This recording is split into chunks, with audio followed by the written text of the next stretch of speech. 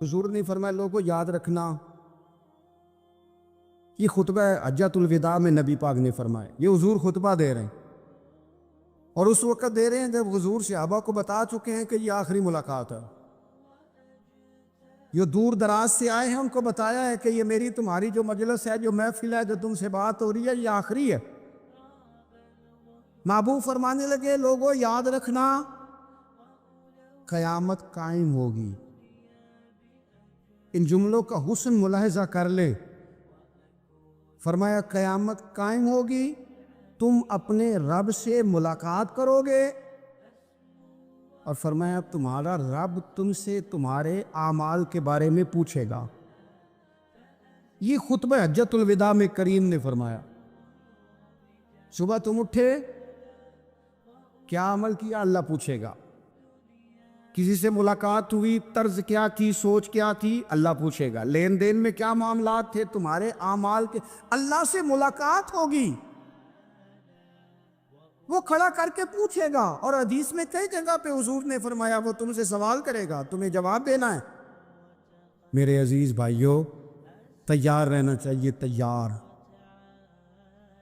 ہم نا منت کرتے ہیں آخری دن ہو نا، تنخواہ دار لوگ کہتے ہیں یار یہ آخری ایام چل رہے ہیں، کوئی خرچہ نہ بتا، اس لیے کہ حساب کے متھے لگنا۔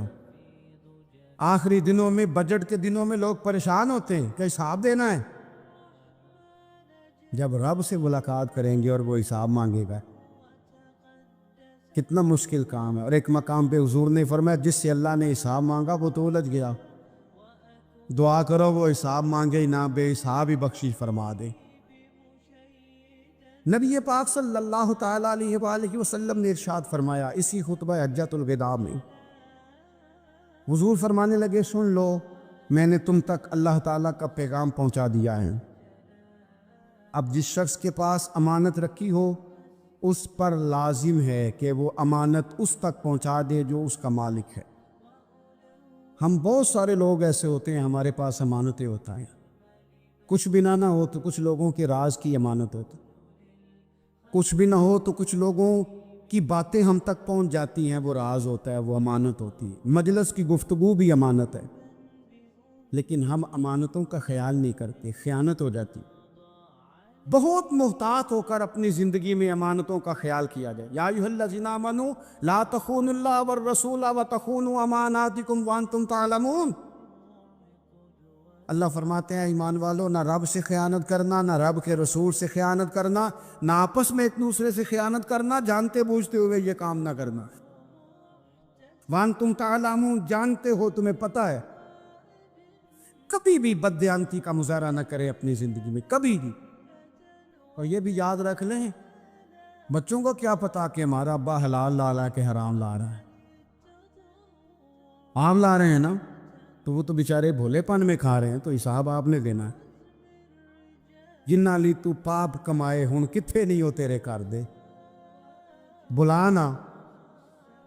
تو بچوں کا تو یہ معاملہ ہے بھائی، اللہ ماشاءاللہ کہ وہ وقت پہ ہی، شادی کے 10-15 دن کے بعد ہی ان کو پیغام مل جاتا ہے کہ اگر ہمارا علیحدہ گھر ہو تو میں مرضی سے سجاؤں، تو میں مرضی سے سنواروں، تو میرا کوئی مطلب اپنا سلسلہ ہو، تو بڑے ٹائم پہ ساری باتیں شروع ہو جاتی ہیں، وہ تو معاملہ ہی بالکل اور ہے۔ تو بالکل کسی بھی امانت میں کبھی بھی خیانت کرنے کی کوشش نہ کریں، اور یاد رکھیں مال حرام جہاں آتا ہے وہاں بڑی تباہی آتی، جہاں لوگ بددیانت ہو جاتے ہیں وہاں معاملات بڑے خراب ہو جاتے ہیں۔ اللہ تبارک و تعالیٰ دیانتداری کی توفیق عطا فرمائے۔ حضور نے خطبہ حجۃ الوداع کے موقع پر فرمایا میں نے آج جاہلیت کے سارے سود ختم کر دیے۔ نبی پاک میدان عرفات میں کھڑے ہو کے فرمانے لگے جس بندے نے بھی کسی سے پیسے لیے ہیں وہ اصل رقم دے گا، زائد نہیں دے گا۔ حضور کے بڑے قریبی تھے ایک، فرمایا انہوں نے بھی کچھ لوگوں سے پیسے لیے ہوئے، چونکہ وہ سب لوگ کرتے تھے، حرام ہی نہیں تھا۔ فرمایا میں ان کو بھی حکم دیتا ہوں کہ یہ اصل رقم وصول کریں گے، کسی سے ایک پائی بھی زیادہ وصول نہ کریں گے۔ نبی پاک صلی اللہ تعالیٰ علیہ وسلم نے خطبہ حجۃ الوداع میں ایک باریک بات حضور نے بھی، یہ آپ نے ضرور سمجھنی ہے، بالخصوص جو لوگ تھوڑا دین پر عمل کر رہے ہیں، جن کا لبادہ مذہبی ہو گیا، جنہیں لوگ حضرت صاحب، قاری صاحب، علامہ صاحب، مفتی صاحب، حاجی صاحب، بزرگوں کہہ کے بلاتے ہیں، وہ اس پر توجہ کریں۔ میرے نبی پاک صلی اللہ علیہ وسلم نے خطبہ حجۃ الوداع کے موقع پہ ارشاد فرمایا، لوگوں شیطان اب مایوس ہو گیا ہے، وہ تم سے بتوں کی پوجا نہیں کرا سکے گا، ہاں وہ تمہیں چھوٹے چھوٹے گناہوں میں مبتلا کرے گا، وہ تم سے چھوٹے چھوٹے عیب کرائے گا، تم سمجھو گے یہ تو غلطی کوئی نہیں، فرمایا اس سے بچ کے رہنا۔ اب وہ مایوس ہو گیا، بتوں کی پوجا نہیں کرا سکتا، تمہیں اپنی پوجا نہیں کرا سکتا، لیکن چھوٹی چھوٹی غلطیاں، ایک مقام پہ فرمایا نا، چھوٹا گناہ ہونا تو مومن اسے پہاڑ سمجھتا ہے، اتنا بڑا ہو گیا، اور منافق کہتا ہے یہ تو کچھ بھی نہیں۔ تو اپنی زندگی کے اندر چھوٹی چھوٹی کوتاہیاں، حضرت سعدی فرمایا کرتے تھے سیلاب اچانک نہیں آتے، پہلے چھوٹا سا سوراخ ہوتا ہے دریا کے کنارے، اسے بند نہ کیا جائے پھر بڑا ہو جاتا۔ حضور نے ہمیں بتلایا اسے مناؤ، اس کی بارگاہ عالی مرتبت میں جھکو، اور حضور نے خود بھی یہ طریقہ ہمارے سامنے بطور سنت کے چھوڑا، اور پھر نبی پاک صلی اللہ علیہ وسلم نے آگے بڑھ کے ہمیں کچھ اور باتیں بھی ارشاد فرمائی۔ حضور نے ہمیں بتلایا کہ پچھلے لوگ اپنے رب کو کیسے مناتے تھے، وہ کس طرح اس کے حضور ناز عرض کرتے تھے۔ حضور نے ہمیں اللہ کو منانے کے طریقے بھی بتلائے، فرمایا جب ماں باپ دعا مانگیں گے اولاد کے حق میں تو وہ مان جائے گا۔ حضور علیہ السلام نے فرمایا جب مسافر دعا مانگے گا تو اللہ مان جائے گا۔ فرمایا میرے رسول کریم نے کہ جب بیمار دعا مانگے گا تو اللہ مان جائے گا۔ اور سید عالم علیہ السلام فرمانے لگے جب تمہارے ضعیف، کمزور، مجبور لوگ دعا مانگیں گے تو اللہ مان جائے گا۔ اور حضور نے فرمایا جب تم فرض ادا کر کے دعا مانگو گے تو اللہ مان جائے گا۔ اور میرے محبوب نے فرمایا جب پچھلی رات اٹھ کے تم اس کے حضور عرض کرو گے تو وہ تمہاری دعاؤں کو قبول کر لے گا، وہ تم مان جائے گا۔ اور حضور نے ہمیں دن بتائے، فرمایا جمعے والے دن مانگنا مان جائے گا، شب قدر کو مانگ لینا مان جائے گا، شب برات میں دعائیں کرنا وہ مان جائے گا، رمضان کی راتوں میں مانگنا مان جائے گا، قرآن پاک کے ختم کے موقع پر دعا کرنا مان جائے گا، طریقے بتلائے۔ اب یہ ہے کہ ہم نے تو مانگنا تھا نا اس کی بارگاہ، ہم نے تو حاضر ہونا تھا، ہم نے تو جانا تھا، اب ہم نے آگے بڑھنا ہے، اس کے حضور عرض کرنا ہے۔ حضور نے ہمیں بتلایا کہ مومن متقی ہوتا ہے نا، پرہیزگار ہوتا ہے، اس نے کچھ نیکیاں بھی کی ہوتی ہیں، جس طرح اسے اپنے گناہوں کا پتہ ہوتا ہے نا، اسے پتہ ہوتا ہے کہ نہیں یار فلاں کام میں نے فقط اللہ کی رضا کے لیے کیا ہوا ہے، اور میرا اور میرے رب کا راز ہے۔ فرمایا جب تم بڑے الجھ جاؤ نا، جب تم بڑی آزمائش میں آ جاؤ، اور جب تم سمجھ لو کہ اب میں بڑی تکلیف میں آ گیا ہوں، تو پھر ایک طریقہ حضور نے ہمیں اور بھی بتلایا مانگنے کا، ایک اور طریقہ بھی بتلایا، اور وہ روایت صحیح مسلم میں موجود ہے، راوی حضرت عبداللہ ابن عمر رضی اللہ تعالیٰ۔ حضور فرماتے ہیں 3 لوگ سفر کر رہے تھے، یہ آپ اندازہ فرمائیے صحیح مسلم کی حدیث ہے، اور ذرا حضور کے سمجھانے کا ایک یہ رنگ بھی ہے اللہ کو منانے کا، ایک یہ انداز بھی ہے اس کی بارگاہ میں گزارشات پیش کرنے کا، یہ بھی ایک طریقہ حضور نے ہمیں بتلایا۔ اگرچہ اپنی نیکیوں کو چھپانا چاہیے، نیکیاں جو چھپی ہوئی ہوتی ہیں وہ قیمتی ہوتی ہیں، وہ قیمتی چیزیں ہوتی ہیں جو لوگوں نے چھپا کر کے رکھی ہوتی ہیں۔ حضرت عبداللہ ابن عمر فرمانے لگے کہ نبی پاک صلی اللہ علیہ وسلم فرماتے ہیں 3 لوگ سفر کر رہے تھے، رستے میں طوفان آ گیا، تیز بارش شروع ہو گئی، تو حضور فرماتے ہیں وہ تینوں بارش سے بچنے کے لیے ایک غار میں چھپ گئے۔ ان کو پتہ ہے پرانے زمانے کے اندر غاریں ہوتی تھیں، اور لوگ جب سفر کرتے تھے لمبے تو پتھروں اور پہاڑوں کے بیچ میں سے سفر کرتے تھے، وہ غار کے اندر چلے گئے۔ اب چونکہ طوفان بہت زیادہ تھا، جب وہ غار کے اندر چلے گئے تو اللہ کے پیارے حبیب صلی اللہ علیہ وسلم فرماتے ہیں ایک پتھر اوپر سے لڑکتا ہوا آیا، اور غار کے منہ کے آگے آ کے اس نے غار کو بند کر دیا۔ اب اتنا تیز اور اس مضبوطی کے ساتھ وہ پتھر لگا اور اتنا صحیح فٹ ہوا کہ اندر روشنی آنی بھی ختم ہو گئی۔ اب 3 لوگ ہیں۔ تھوڑی دیر تو وہ پریشان رہے کہ شاید اب کبھی بچ نہیں سکیں گے، شاید چاروں جانب اندھیرا ہی ہے اور اندھیرا ہی رہے گا، شاید یہاں سے نکلنے کے لیے اب ہمیں کوئی رستہ میسر نہیں آئے گا۔ وہ پہلے تو پریشان ہوئے، پھر کہنے لگے یار اس طرح کرو، ذرا غور کیجئے گا میری بات پہ۔ فرمایا اس طرح کرو، اگر کوئی زندگی میں نیکی کی ہے نا تو ذرا اس نیکی کو یاد تو کرو، اور یاد کر کے اس مالک کے حضور عرض تو کرو، وہ کریم ہے، کوئی آنکھو شاید من جاوے تے گل کم تتڑی دا بن جاوے، عرض تو کرو۔ ان میں سے یہ آپ اندازہ فرمائیے، یہ بات بیان کر رہا ہے، یہ مدینے والے رسول بیان کر رہے ہیں، یہ نبی پاک علیہ السلام نے بیان فرمایا۔ یہ وہ کہانی ہے جو ہمیں ہمارے نبی پاک نے سنائی، رسول کریم علیہ السلام نے ہمیں بتلائی، یہ داستان محبت۔ حضور فرمانے لگے، ایک نے ان میں سے ہاتھ اٹھائے اور اس نے انداز کیا چھیڑا، عرض کرنے لگا اللہ تو جانتا ہے نا میں نے بکریاں رکھی ہیں، میں غریب ہوں، مزدور ہوں، اور مالک تو یہ بھی جانتا ہے کہ میرے بچے بھی ہیں، بیوی بھی ہے، اور میں جب بھی گھر لوٹا ہوں تو دودھ میں نے بچوں اور بیوی کو پہلے نہیں دیا، بوڑھے ماں باپ کو پہلے دیا۔ اللہ میں نے ان کے ساتھ ہمیشہ کرم کے بازو کھول کر معاملہ کیا۔ وہ غار میں تنہا بیٹھے ہیں اور اپنے مالک کو منا رہے ہیں۔ عرض کرتے ہیں اللہ تجھے یاد ہے نا ایک رات جب میں بڑی دیر سے لوٹا تھا، لکڑیاں کاٹتے، درخت تلاش کرتے، مجھے دیر ہو گئی، میں دیر سے لوٹا تھا، نیت یہ کر رکھی تھی کہ دودھ سب سے پہلے ماں باپ کو پلاؤں گا۔ مالک جب میں لوٹا تو وہ بوڑھے تھک کر کے سو گئے تھے، میری بیوی نے مجھے کہا کہ بچوں کو پلا دو، وہ سو گئے، تو میں نے کہا نہیں، میرے ذمے ہے ان بوڑھوں کے دل کو ٹھنڈا کرنا، ان سے پیار کرنا۔ اللہ بیوی مانگتی رہی، بچے طلب کرتے رہے، میری ٹانگوں میں گھومتے رہے، بار بار آتے رہے، پر میں نے دودھ نہیں پلایا۔ اے مالک فجر ہو گئی، آفتاب طلوع ہونے کا وقت آ گیا، پر میں نے ماں باپ کے بیدار ہونے کا انتظار کیا۔ اے اللہ وہ جب اٹھے تو ان کی آنکھوں میں جو میرے لیے دعا تھی اور ان کے سینوں میں جو میرے لیے کرم تھا، اگر تیری بارگاہ میں وہ نیکی قبول ہے تو مالک پھر رحم فرما، نہ اس مشکل سے آسانی عطا فرما۔ سنو سنو، رسول کریم صلی اللہ علیہ وسلم فرماتے ہیں کہ اس بندے کی دعا مکمل ہوئی تو پتھر تھوڑا سا سرک گیا، اور اتنا سرکا کہ آسمان نظر آنے لگا۔ جس نے ماں باپ کو منایا ہے، ان سے پیار کیا ہے، پھر یہی بات وسیلہ بن جائے گی رب کے ماننے کا، پھر یہ وسیلہ بنے گی، اللہ اس سے مان جائے گا۔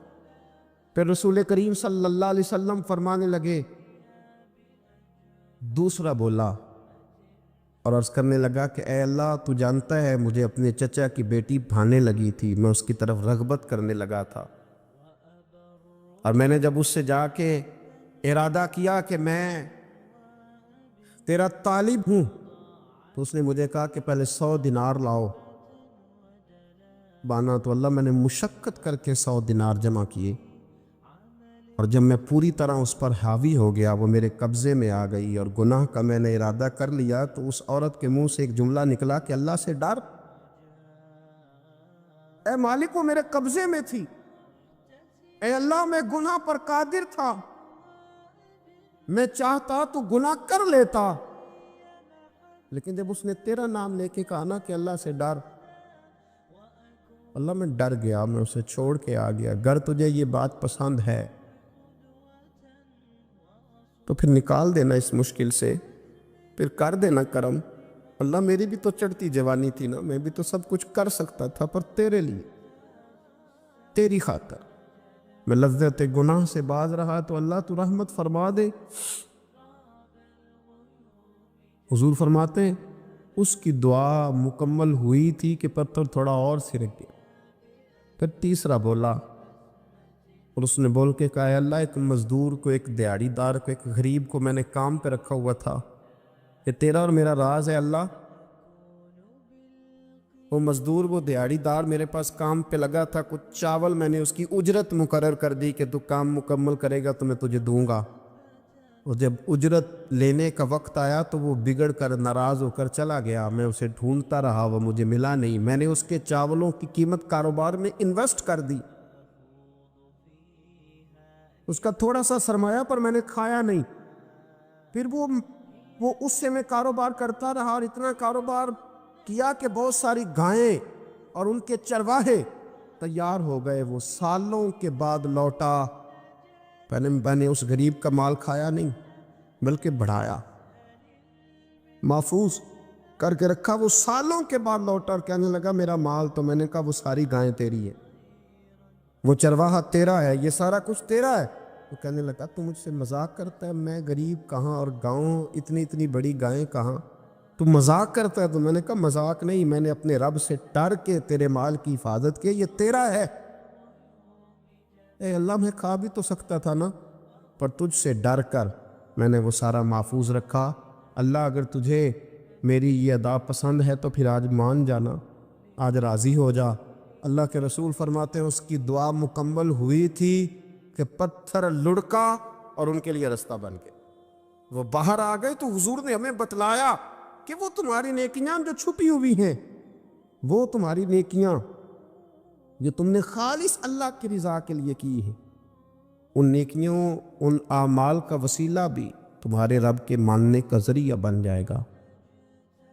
اس کو منایا جائے، اس کے حضور حاضری دی جائے، اس سے بخشش کا سوال کیا جائے، اس کی بارگاہ میں یہ گزارش کی جائے کہ اللہ غریبوں، مجبوروں، کمزوروں اور ان لوگوں کے صدقے جو اللہ رستہ دیکھ رہے ہیں کہ رستہ کب کھلے گا، جو تیری بارگاہ کرم کے سوالی ہیں، ان کے صدقے تو رحم فرما، تو کرم فرما۔ تو میرے عزیز، ایک اور بات جو اللہ کو منانے کے لیے ہمیں ہمارے پیارے رسول صلی اللہ تعالیٰ علیہ وسلم نے بتلائی کہ جب انسان بہت زیادہ عاجزی کرتا ہے نا، بہت زیادہ عاجزی، تو پھر بھی اللہ مان جاتا ہے۔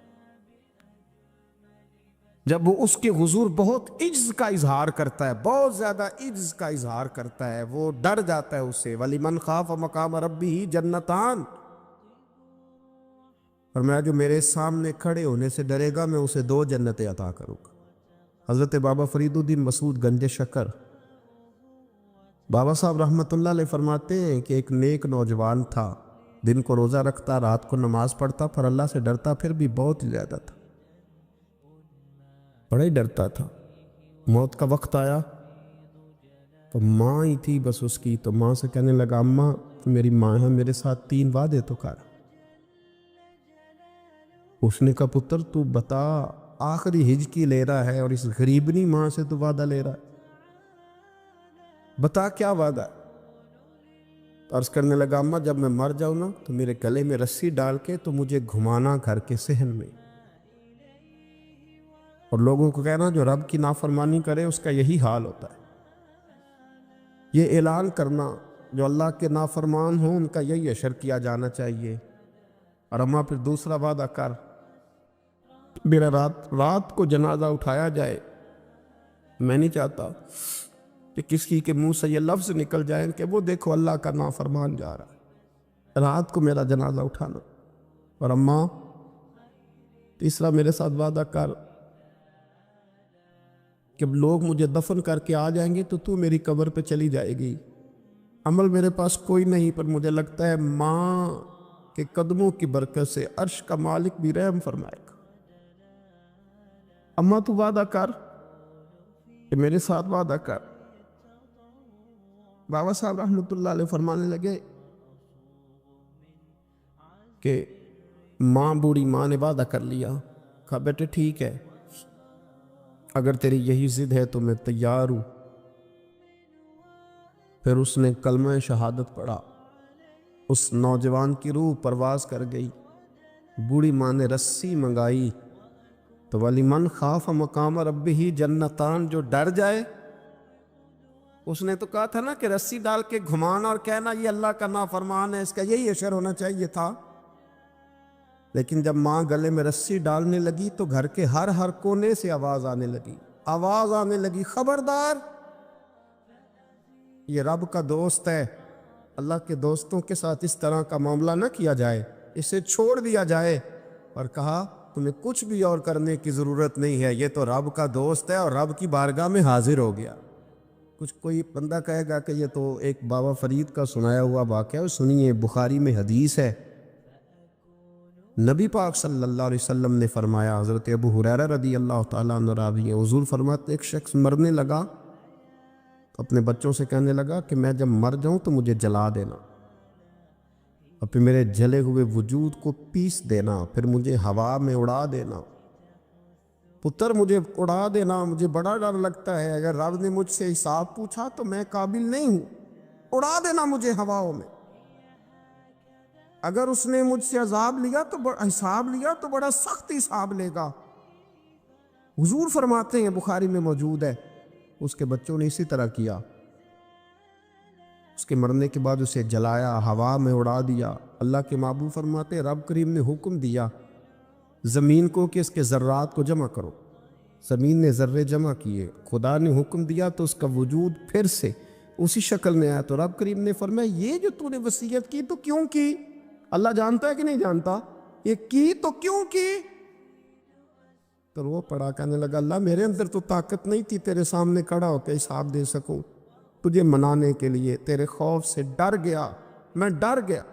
اگرچہ ہمارے بزرگوں نے لکھا ہے کہ آج یہ وصیت کرنا، اس رنگ میں یہ طرز اختیار کرنا درست نہیں، لیکن آپ غور فرمائیے کہ نبی پاک علیہ السلام فرماتے ہیں جب اس نے کہا نا اللہ تجھ سے ڈر کے یہ کیا،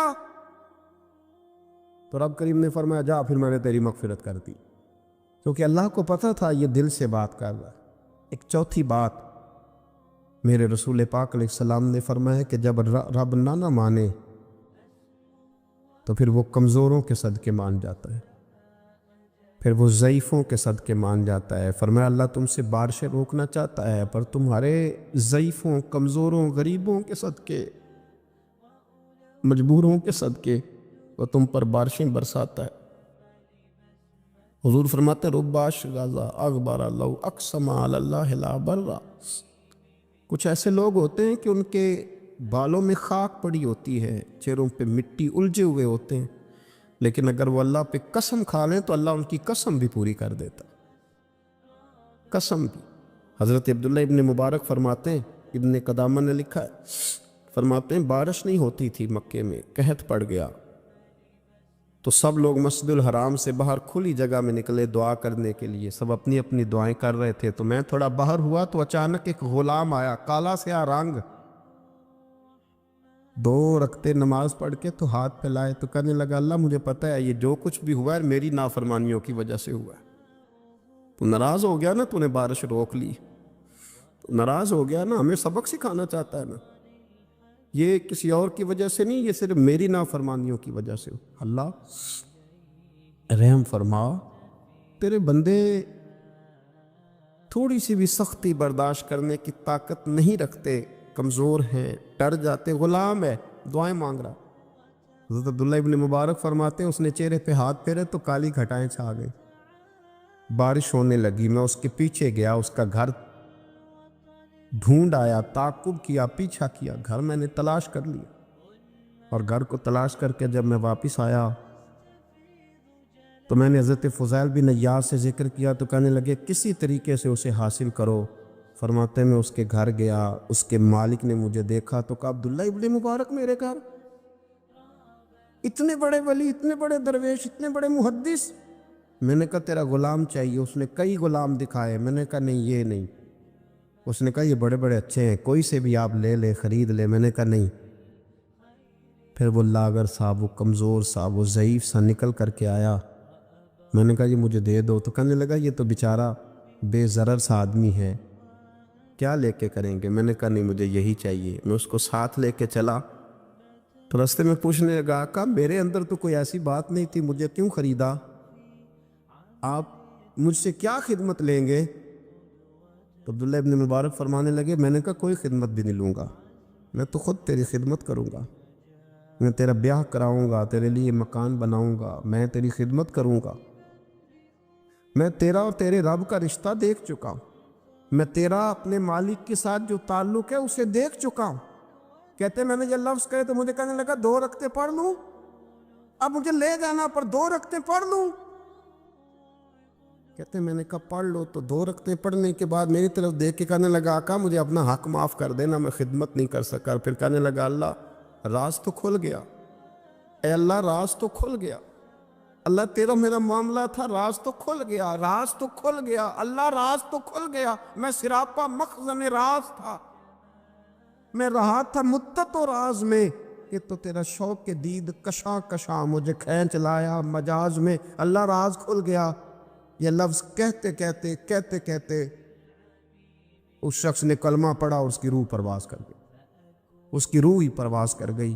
تو کبھی ان کمزوروں کے ذریعے بھی اللہ کو منایا جا سکتا ہے، تو رب کو منانے کی کوشش کریں، اس کے حضور عجز کی کوشش کریں۔ ہر آدمی اپنے گھر میں بیٹھ کر، اپنے مصلے پہ بیٹھ کر، تنہائی میں بیٹھ کر اس سے کہے، اور یاد رکھنا وہ بڑا کریم ہے اور وہ بڑا قدیر ہے، بڑا قادر ہے، 1 منٹ لگاتا ہے اور ہر چیز اس کے کرم میں نہا جایا کرتی ہے، اس کے فضل میں ہر چیز نہا جاتی ہے۔ بوڑھے بھی دعائیں کریں، مائیں بھی دعائیں کریں اور بچے بھی دعائیں کریں۔